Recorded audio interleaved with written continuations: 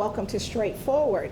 Today, my very, very special guest is the legendary radio personality Angela Peterson, also known as AP, the Midday Diva. Welcome. Thank you, Gloria. Thank you for having me. You are really just an amazing woman. When we hear the song, I'm Every Woman. I try to be. Well, I know that you are because I'm just amazed at the fact that you are a mom of 7. I am. And they're all adults now. They are all adults. And you've raised them as you were in this industry. And of course, our dear friend, mutual friend, State Senator Ed Harbison has recognized you as one of Georgia's radio legends. Yes. And so the baby girl now has grown up her whole life in the radio business. Yes, she has. And now she is at Spelman University. Yes, she's at Spelman College. Spelman College, yes. In Atlanta. And so we are just very excited that being a full-time mom, a full-time businesswoman, professional, and here you are, still fabulous, 7 kids and 1 grandbaby later. Yes. And I'm excited. I know. Well, 2. 2. A 10-year-old and a 3-month-old. Okay, so the new one I saw on social media is the new one. Oh my goodness. Yes. So how did you end up, I know you started your career in California, but you had an assignment before then that you really didn't understand over in Tuskegee, you were saying. I did. That you didn't realize this thing would go full circle. Did not. I got an internship at WBIL, and it's now defunct. Okay. In Tuskegee, and it was with Costi McNair and Gary Shields, and it was just something that I enjoyed doing. So it was kind of like a hobby, a special interest, but at that time you didn't see it as a career. No. Okay. No, not at all. It was fun, it was exciting, and I did the internship. Applying for colleges, I applied to a college in California. Didn't know if I would get in. You know, that was back when snail mail. Right. You have to mail it off. U.S. mail. We were not emailing anything. No, not at all. And I didn't hear back anything. So I had applied to Auburn. And so I said, well, I'll maybe just go to Auburn. And first semester, I got the letter. Really? From USC. USC. So here we are. We're going to leave our community in Alabama. Seal, Alabama, going to USC in Los Angeles. Yes. So you already had big ideas. Yes. Right. Yes. And so what did your parents think? Did they think you were crazy? You know what? No, because that's like really from coast to coast. My mother, shockingly, people were saying, you can't let her go. You can't let her go. My mother said she has my phone number. Really? If she needs something, she knows where to call. But that was very brave. It really was. Right. And so had you lived outside of Alabama before then? No. So this was just a big adventure, and you just made up your mind. And my father said, if you get in, I'll break my back to pay for it. Really? And so you went. And so how was it when you first got there? Because we're going from a small community in Alabama, Seal, where everybody knows everybody. If you need something, there's that safety net. The community is going to step up and help you. Yes. You were going to the other side of the country. And people people told me that California was going to fall in the ocean. Right. And I shouldn't go. Right, and then the earthquakes and all of that, and it was on the fault line and all of that. Every story they could tell you to deter you. Yes. And you went on. Oh, yes. Okay. So when you got to USC, did you live on campus? You had an apartment? How did you maneuver? Were you afraid? Something happened on the way to California. Okay. And met a guy here. Okay. We had dated.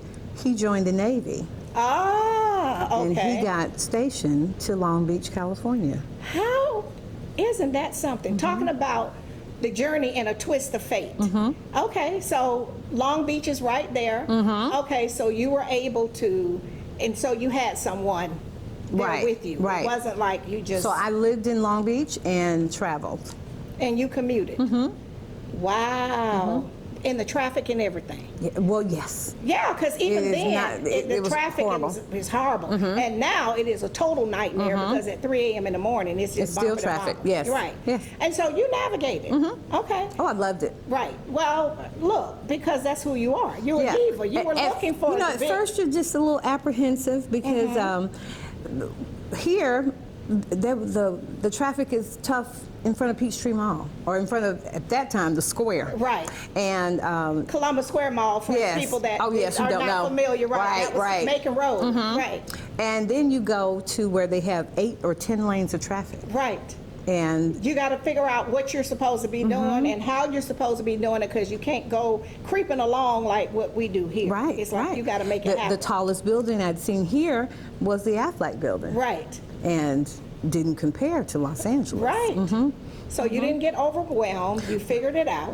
Right, right. Right. And so being a student at USC, that is like a city unto itself. It is. And so how were you overwhelmed there, or you just took They it slow? really take to you. Really? Because they have classes for people who are not from Southern California, so they have meetings more.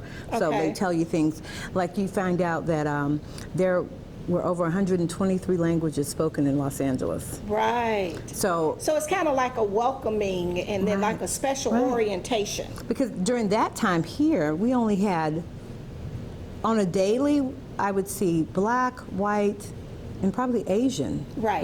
There weren't too many Hispanic residents Right. around here at that Back time. then, right. So then you go to California and you see just a plethora of people Right. From all over the world. from everywhere. Right, and of course, you know, my husband's from Los Angeles, born and raised, and of course, we lived there. And I worked downtown Los Angeles for Volunteers of America in my other life, in social services.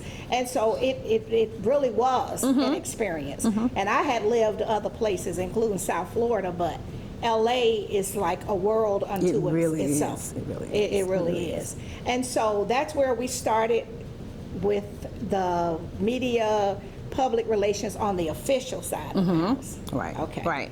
Okay, so what we're going to do before we go deeper into this Okay. story, because it's a full circle story. is, it It's a full is. circle. And I always like to tell the young folks, you never know where the path is going to take you, so you got to be flexible. Yes. Right. So what we're going to do is go to our first break to our sponsors, and we'll be right back. All right. We'll be right back after word from some of our sponsors. Straightforward is brought to you by State Senator Ed Harbison, serving the citizens of Georgia's 15th Senatorial District and on the front lines for veterans every day. Progressive Funeral Home, family owned and operated since 1952. The George Ford legacy of high standards continues today in the compassionate and professional services provided, a touch of dignity for those who care. Progressive Funeral Home, 4235 St. Mary's Road, trusted by generations. Whole Patient Healthcare. Dr. Jada Rimes-Bacote is board certified in family medicine. She believes the best patient care includes practical, individualized lifestyle changes. Located at 1338 13th Avenue, Columbus, 706-641-2080, or visit wholepatienthealthcare.com. And welcome back to Straightforward. I am really enjoying this visit with AP, the Midday Diva. Her government name is Angela Peterson. But everybody in town knows you as AP, the Midday Diva. Yes. I just wanted you to share, of course, you are a radio legend of Georgia. Your career, you've been at many of the stations here. You started in California Yes. in the industry. Then you came back full circle, back to where it all started. And then you've worked for several, because I remember when I first started tagging along with Edgar and Ed, as Ed Harbison's sidekick, over at Clear Channel, you were there. I was there. So share with our audience where you started in California, how you came back to the East Coast. Well, I think it's important to say that I had no desire to be in media. No desire. No desire to be in media. You thought you were going to college for political science Yes. at USC. Yes. Because you were going to be in politics. Yes. You thought. And I thought I was going to be a lawyer and I was going to be in politics. Okay. And we were doing a fundraiser, and I was asked to call the radio station to see if they could give us some free advertising for the Okay. fundraiser. And I talked to the program director, and he said, "You have a nice voice." Yes. He said, "You ever thought about being in radio?" And that's how it happens. You were on a work assignment and got offered a job. So that's why I tell people you never know where the door is going to open. You don't. You so don't. you need to be prepared. Okay, and so, And you need to be flexible. yes. Too, because at first I was like, "Ugh." So I already had a daughter, and he said, well, think about this. In media, if you're a lawyer, you're going to work sometimes 20-hour days. Right. He said, but if you did middays, Okay. you could. Midday back then. Oh, wow. And so I interned. But he said, if you did, say, a shift like middays, you could drop your children off in the morning and still pick them up in the afternoon. So that worked. And so that took care of the daycare, all of that. See? It did. Wow. It did. And So that's how we got stuck Yes. with that, the Midday Diva. yes, and then I think the first 6 weeks that I was there interning, Denzel Washington came in for an interview, Really? and then Tupac. Really? So I said, well, this is what I'm doing. Say, I'm in this. I'm all in. How amazing is that? Okay. Yeah. And so when it was time to pack up and come back to the East Coast, Right. you decided, I'm still not doing political science and politics. I've been bitten by this radio bug, Right. and I'm just going to roll with that. Yeah, well, Los Angeles, we started having more children. Right. Started getting a little bit more expensive. Right? So I knew I went to college, educate them all. And you've done that Yes. and a tremendous job, and I can nothing but applaud you for Right. that. I mean, really, I follow you on social media, and so I've seen, knowing you over the years, that is truly commendable. 7 kids? I mean, but you rule with an iron fist. Oh, I do. See, you mean what you say and I say do. what you mean. Oh, yes. Oh, yes. You just look good like this Yes, in the mirror, right? my kids always say she's the nurturer, she's the soft pillow to lay on, but she's also the foot in your behind. If needed. If you need it, If yes. needed. Yeah. Okay. So So- it got too expensive on the West Coast. Right, so we decided to come back here, and my PD knew a couple of guys that knew Philip David March. Okay, Here. PD is the program director. Right, program Okay. director that at Foxy 105. At Foxy. Okay. And they called him, I believe a friend of his named Hosh, called Philip and just said, hey, look out for her. Okay. And Networking. yes. Yes. Yes. Yeah. If there's anything I can tell young people, network, because younger people now, they don't want to talk to people. You say hello, they don't want to speak back. You have to get out there and put yourself out there. You don't know who you're in the room with. And see, that's the thing. And I you can't judge a book by its cover. And just because people in the room are quiet, it doesn't mean they're not connected. And sometimes the flamethrower in the room is the one that's really not Exactly. connected. Show me your network, I'll show you your net worth. All right, say that again. Show me your network. network, and I will show you your net worth. Okay. Oh, I like that. Okay. And so you had the hookup, as we say, somebody looking out for you, and so you went over to Foxy 105. Yes, and Philip had a very interesting philosophy that I follow to today. He said, if you want to do radio, it doesn't matter what type of music you're playing. Oh, I He said, see. because you're not here to listen to the songs, you're here to do radio. See, I haven't heard that perspective. So it could have been gospel, it could have been hard rock, it could have been country, You did could it have all. been whatever. You had to do every genre. Really? We did blues, gospel, R&B, hip hop, Really? wherever you were needed. Okay. See, and that's another tip for the young folks.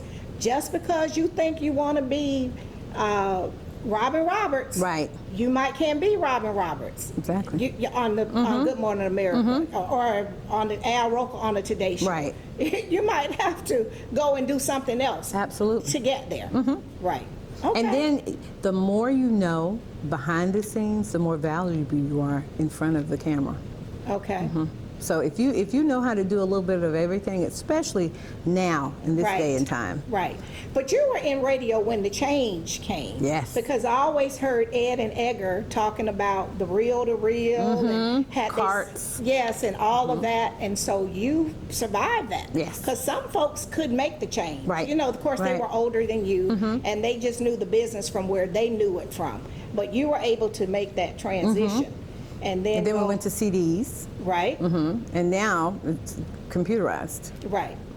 And so you did all of that. Yes. So you were at Foxy 105, and then you went to over Clear Channel. I left Foxy and I went to WTVM Did for you? a time. I did. Oh, I did. okay. And I worked with Mark McGee Okay. at WTVM. After that, when they started The Beat, the program director there called me, and he said, "Hey, I heard you're pretty good. I'd like to talk to you." And that was when it was Clear Channel. Yes, that's when Okay. it was Clear Channel, and they were starting The Beat. Okay. It had been B101, and now they were going to do 101.3 The Beat. Okay. And went over and talked to him, and I said, well, I'll do something on weekends, part-time, and that's how it started. See, that's what I like. Weekends and part-time.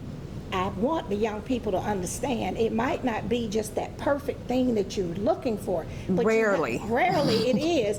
But if you can get your foot in the door and earn your space, And show how valuable you can be. are, right, then that's how you get to where you're really trying to go. But waiting for the perfect opportunity, there are no perfect opportunities, no, you know? no. Okay, so what we're gonna do is go to our final break to our sponsors, and we'll be right back. We'll be right back after word from some of our sponsors. Columbus Pediatrics GA, working together to build lifelong relationships between our staff and patients by consistently providing compassion, excellence, and value with 2 locations. The Old Town office at 3580 Massey Lane, Suite F, 706-596-8667. The Midtown office, 1900 11th Avenue, Suite A, 706-323-3400, ColumbusPediatricsGA.com. Barbara's Cleaning Service, a 5-star commercial service with satisfied customers in Georgia and South Carolina, built on the principle that every detail matters. Barbara's Cleaning Service, a new season building a family legacy. The Autism Hope Center. Diane Pope has dedicated the last 3 decades ensuring that families had support and resources for their loved ones on the autism spectrum. Join the Autism Hope Center for fellowship and resources, located at 200 Hamilton Road, Suite B, or call 706-604-6333. Muskogee County Coroner Buddy Bryan. Buddy has set high standards for himself and his staff, ensuring that every citizen is treated with dignity and respect, regardless of circumstances. Buddy cares about crime prevention and is always excited to speak with students and community organizations. Reach out to Buddy at 706-653-3260. And welcome back to Straightforward. I'm enjoying this conversation with the fabulous Midday Diva, AP. I tell you, I just wanted you to share, and I know people get tired of me saying this, but I just constantly run into young folks. My credentials in social work, that's what my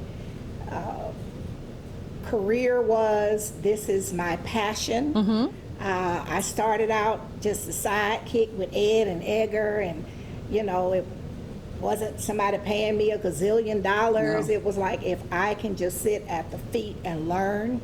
I sat at his feet and learned TV because he had a show here at NBC called The Public Agenda. On your station, he had Magic Talk, you know, and so learn all of those things. And then we were having a sidebar when we went to break, and you were saying we got community events coming up, but it's not just being on the radio at drive time. Right. You got to set the tents up. Oh, yes. It's a whole lot with the operation that people don't see. Absolutely. Before you get on the microphone and broadcast live. Absolutely. And Right. that's probably at least half of the job. You know, Right. we call it grunt work. Okay. There's plenty that you have to do.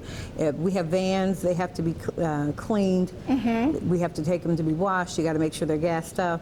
You got to make sure they're serviced. Right. We put tents up.